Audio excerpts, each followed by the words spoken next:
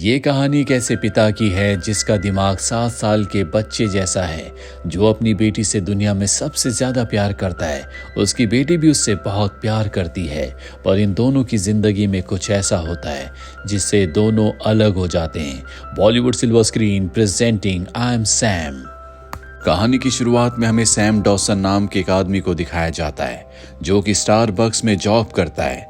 हालांकि उसकी उम्र तो बढ़ चुकी है, लेकिन आज भी उसका दिमाग 7 साल के बच्चे जैसा है।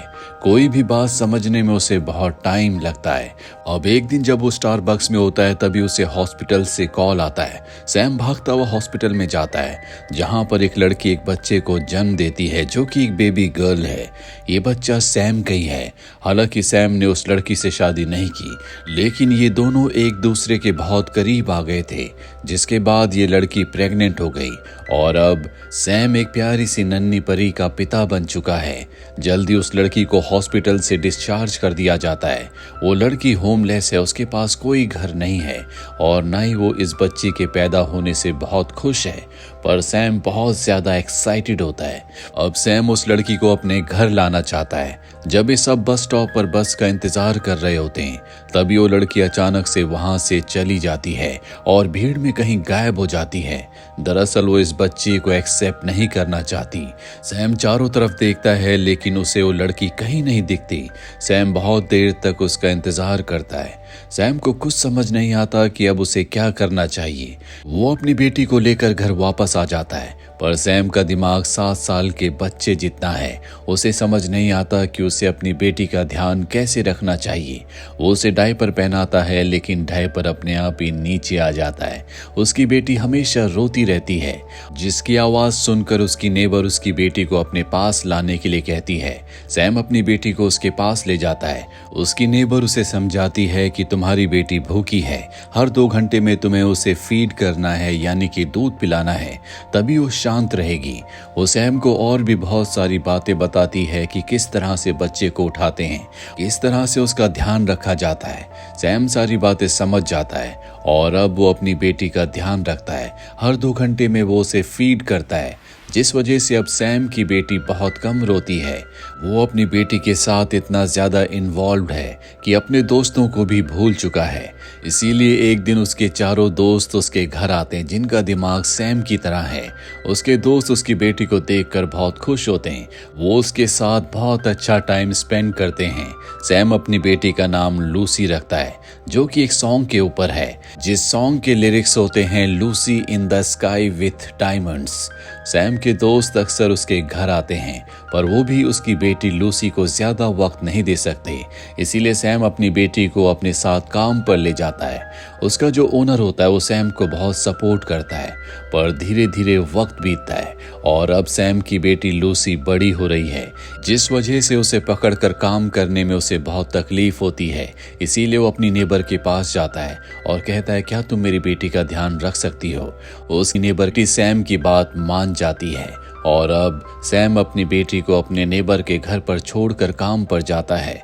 कुछ साल बीत जाते हैं और अब लूसी कुछ बड़ी हो चुकी है। उसके दिमाग में बहुत सारे सवाल हैं जो अक्सर सैम से पूछती है, लेकिन सैम के पास उसकी बात का कोई जवाब नहीं होता, क्योंकि सैम भी अपनी बेटी की तरह दिमाग से एक छोटा बच्चा है। उसकी बेटी लूसी अपनी मॉम के बारे में पूछती है। सैम उसे समझा देता है कि अब उसकी मॉम कभी लौट कर नहीं आएगी। लूसी भी इसे एक्सेप्ट कर लेती है। सैम हमेशा अपनी बेटी के साथ ही इन्वॉल्व रहता है। वो उसे पार्क में ले जाता है, झूले झुलाता है, घर में छोटे बच्चों की तरह उसके साथ खेलता है। हर रात वो उसे एक ही पोएम पढ़कर सुनाता है, क्योंकि उसे एक ही पोएम पढ़नी आती है। अब सैम लूसी का एडमिशन करवाने के लिए स्कूल ले जाता है। उसका एडमिशन हो जाता है, जिसके बाद सैम अपने दोस्तों के साथ उसे शूज दिलवाने के लिए जाता है। लूसी को जो शूज पसंद आते हैं, उतने पैसे सैम के पास नहीं होते। इसीलिए सैम के चारों दोस्त अपनी अपनी जेब से निकाल कर पैसे जमा करते हैं और लूसी के लिए उसके पसंदीदा शूज खरीदते हैं। अब लूसी स्कूल जाने लगी है, उसे पढ़ना भी आ चुका है, वो चाहती है कि सैम भी पढ़े, इसीलिए वो सैम के साथ पढ़ती है। लेकिन सैम को कुछ समझ नहीं आता, वो तो सिर्फ एक ही पोयम रीड कर सकता है। पर इस बात से लूसी को कोई फर्क नहीं पड़ता, वो तो बस सैम से प्यार करती है। एक दिन सैम के पास एक सेक्स वर्कर आती है जो उसे लुभाने की कोशिश करती है। तभी वहां पर पुलिस आ जाती है जो उस वर्कर के साथ सैम को भी अरेस्ट कर लेते हैं। और जल्दी सबको समझ में आ जाता है कि सैम निर्दोष है। उन्हें पता चलता है कि सैम की एक बेटी भी है। वहां पर एक चाइल्ड केयर ऑफिसर होती है जो सैम की दिमागी कंडीशन देखकर सोच में पड़ जाती है कि ये इंसान अपनी बेटी का ध्यान कैसे रख सकता है। अब कुछ दिनों के बाद सैम को उसकी बेटी के स्कूल बुलाया जाता है, जहां पर उसकी बेटी लूसी की टीचर उसे बताती है कि जानबूझकर लूसी क्लास में गलत जवाब देती है। ऐसा लगता है कि शायद वो आगे बढ़ना ही नहीं चाहती।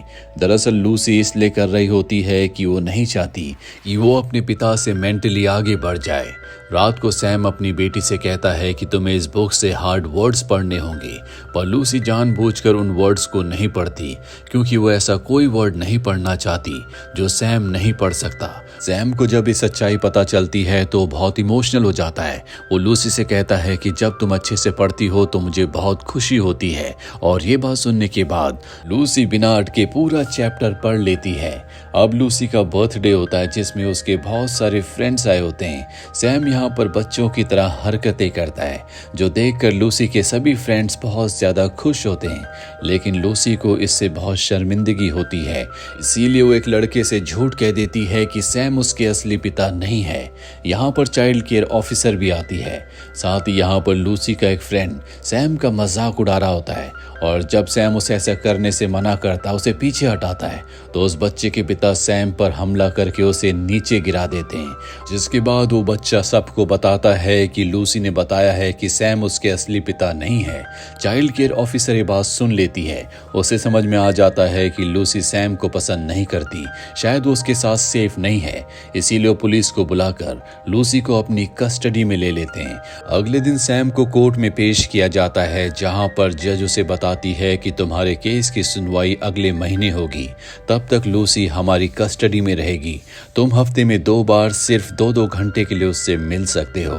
सैम इससे टूट जाता है क्योंकि वो लूसी के बिना नहीं रह सकता और उसके आंसुओं की कीमत कानून के सामने कुछ भी नहीं है। अब वो अपने दोस्तों से मिलता है। उसके दोस्त कहते हैं कि तुम्हें एक लॉयर को हायर करना चाहिए। अखबार में उन्हें रीटा नाम की एक लॉयर का एड दिखता है जो कि बहुत ही बड़ी लॉयर है। सैम उससे मिलने के लिए जाता है। रीटा बहुत बिजी रहती है। सैम को देखकर वो समझ जाती है कि सैम के पास पैसे नहीं है, वो उसकी फीस पे नहीं कर सकता। इसीलिए सैम को टाल कर वहां से भेज देती है और कहती है कि जल्दी वो उसे कॉल करेगी। पर जब सैम को कॉल नहीं आता, जो रीटा से मिलने के लिए एक पार्टी में जाता है, रीटा उसे देखकर परेशान हो जाती है। यहाँ पर रीटा के कोलीग्स भी होते हैं, इसीलिए उनके सामने शेखी बखारने के लिए रीटा कह देती है कि वो सैम का केस फ्री में लड़ रही है, ये एक तरह की चैरिटी है। उसके फ्रेंड्स को उसकी बात पर यकीन नहीं होता क्योंकि सबको पता है कि रीटा बिना पैसों के किसी के केस को नहीं लड़ती। पर वो शेखी बगाड़ने के लिए सबसे कह देती है कि मैं सैम के केस को फ्री में लड़ रही हूँ। सैम इससे बहुत खुश हो जाता है और अब सैम को एक लेटर मिलता है जिसमें लिखा होता है कि उसे मनोवैज्ञानिक से मिलना है। सैम उससे मिलने के लिए जाता है जो सैम से बहुत सारे सवाल पूछती है ताकि ये पता लगा सके कि वो एक अच्छा पिता बन सकता है या नहीं। सैम बच्चों की तरह जवाब देता है और उसी आधार पर मनोवैज्ञानिक अपनी रिपोर्ट तैयार करती है। सैम को इसके बाद एक बार फिर से कोर्ट में पेश किया जाता है, जहां पर सैम की तरफ से बहुत सारे लोग आते हैं। सबसे पूछा जाता है कि सैम कैसा इंसान है। यहाँ पर जो सरकारी वकील है वो ये दलील देता है कि सैम का दिमाग 7 साल के बच्चे जितना है, उसकी बेटी की उम्र भी 7 साल है, वो अपनी बेटी का ध्यान नहीं रख सकता।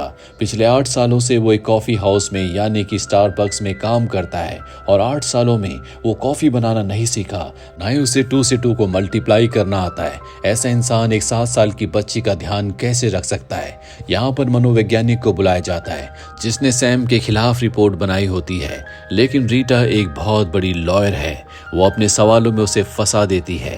साथ ही कोर्ट में जज के सामने एक ऐसी लेडी का एग्जाम्पल देती है जिसका आईक्यू सैम के जितना ही था और उसने अपनी बेटी को एक डॉक्टर बनाया था। साथ ही यहाँ पर सैम की नेबर और उसका ओनर बताते हैं कि सैम एक बहुत अच्छा पिता है, वो अपनी बेटी का ध्यान बहुत अच्छे से रखता है। जज किसी फैसले पर नहीं पहुंच पाता और अब सैम की बेटी लूसी को लगता है कि जल्दी वो अपने पिता सैम से हमेशा के लिए अलग हो जाएगी, जो वो नहीं चाहती। इसीलिए एक दिन तय करती है कि वो सैम के साथ यहाँ से बहुत दूर चली जाएगी। वो इसका प्लान भी बनाती है, पर सैम को पता है कि ये गैर कानूनी है, इसीलिए वो लूसी को वापस ले आता है। इसके बाद लूसी से एक बार फिर से पूछा जाता है, क्या तुमने अपनी बर्थडे पार्टी पर अपने दोस्त से कहा था कि सैम तुम्हारे असली पिता नहीं है?